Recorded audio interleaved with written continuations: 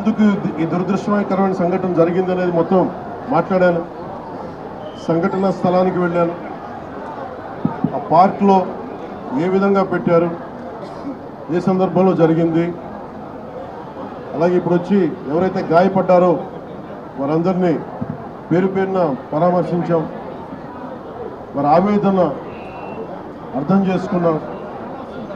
ఒకటే చెప్పాను, రాష్ట్ర ప్రభుత్వం తరపు నుంచి మనస్ఫూర్తిగా తప్పు జరిగింది, బాధ్యత తీసుకుంటున్నాం. క్షమాపణలు రాష్ట్ర ప్రజలందరికీ, వెంకటేశ్వర స్వామి భక్తులందరికీ, ఏడుకొండలవాడి భక్తులందరికీ, హైందవ ధర్మాన్ని నమ్మిన ప్రతి ఒక్కరికి, క్షతగాత్రులైన వారికి, ప్రతి ఒక్కరికి, ప్రాణాలు కోల్పోయిన వారికి, వారి కుటుంబాలకి, స్నేహితులకి, బంధువులకి తప్పు జరిగింది. మనస్ఫూర్తిగా రాష్ట్ర ప్రభుత్వం క్షమాపణలు అడుగుతుంది. రెండు చేతులెత్తి క్షమాపణలు అడుగుతుంది. జరగకుండా ఉండాల్సిన సమయం ఇది.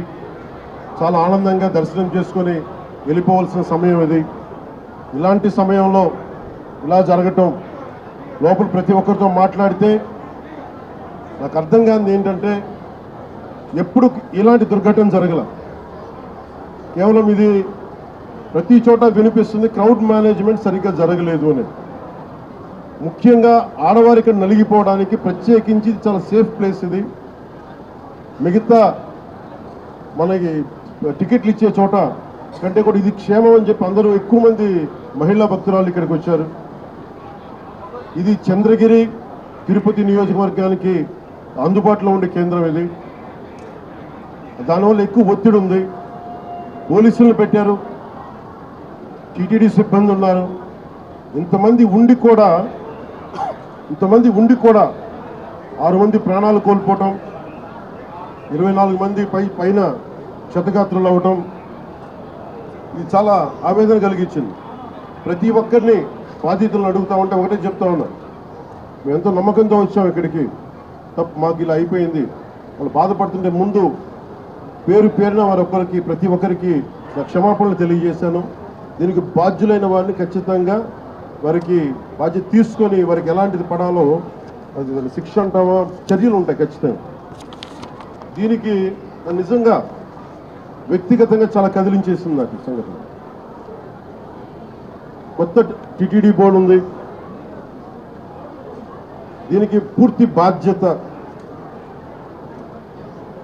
ఎగ్జిక్యూటివ్ ఈఓ టిటిడి గారి బాధ్యత తీసుకోవాలి. అడిషనల్ ఈఓ ఆయన బాధ్యత తీసుకోవాలి.